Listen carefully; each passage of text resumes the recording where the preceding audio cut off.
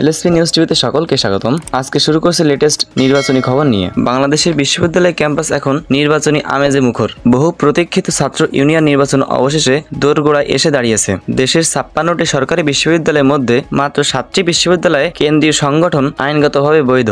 তবে এর মধ্যে দিয়ে শিক্ষার্থীগণের মধ্যে তৈরি হয়েছে নতুন প্রত্যাশা, নতুন আলোচনার স্রোত। ঢাকা বিশ্ববিদ্যালয় ও জাহাঙ্গীরনগর বিশ্ববিদ্যালয়ে ইতিমধ্যে শেষ হয়েছে মনোনয়নপত্র দাখিল ও ভোট তালিকা প্রকাশের কাজ। ভোটের দিনও ঘোষিত হয়েছে। ঢাকা বিশ্ববিদ্যালয়ে ডাকসু নির্বাচন ও হল নির্বাচন অনুষ্ঠিত হবে ৯ সেপ্টেম্বর ২০২৫। আর জাহাঙ্গীরনগর বিশ্ববিদ্যালয়ে জাকসু ও হল ইউনিয়ন নির্বাচন ১১ সেপ্টেম্বর ২০২৫ সালে অনুষ্ঠিত হবে। এই নির্বাচনে ইসলামী ছাত্র শিবিরের রয়েছে বহু মেধাবী প্রার্থী। গণতান্ত্রিক পরিবেশে তারা আশাবাদী অন্তত ৮০% ভোট পেয়ে বিজয় ছিনিয়ে আনতে পারবে তারা।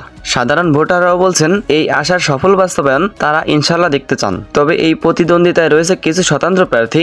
শিক্ষার্থীরা প্রত্যাশা করছেন ভবিষ্যতে তারাও ইসলামের বিপক্ষে কোনো অবস্থান নেবেন না। স্বতন্ত্র প্রার্থীদের মধ্যে বিশেষভাবে আলোচনায় আছেন জাকসু প্রার্থী এম রানা পারভেজ। নড়াইল জেলার শেখাটি ইউনিয়নের একটি কৃতি সন্তান তিনি। নিজ মেধা, পরিশ্রম আর সততার জন্য ইতিমধ্যে পরিচিত হয়ে উঠেছেন। শিক্ষার্থীরা বলছেন তিনি হতে পারেন একজন দায়িত্বশীল, আদর্শবান ছাত্র নেতা। তবে সবকিছু ছাপিয়ে এবার শিক্ষাঙ্গন আলোচনার কেন্দ্রবিন্দু শিবিরপন্থী প্রার্থীদের অগ্রগতি নিয়ে। আগামীর এই নির্বাচনে তাই শিক্ষার্থীদের মাঝে জাগাচ্ছে এক নতুন আশা, নতুন অবস্থান আর গণতান্ত্রিক ভবিষ্যতের সম্ভাবনা। এ বিষয়ে পরবর্তী সব নতুন খবর জানতে পাশে থাকুন আমাদের এলএসপি নিউজ টিভির। সাবস্ক্রাইব করে রাখুন আমাদের চ্যানেলটি। আমরা দেব পরবর্তী আপডেট নিউজ।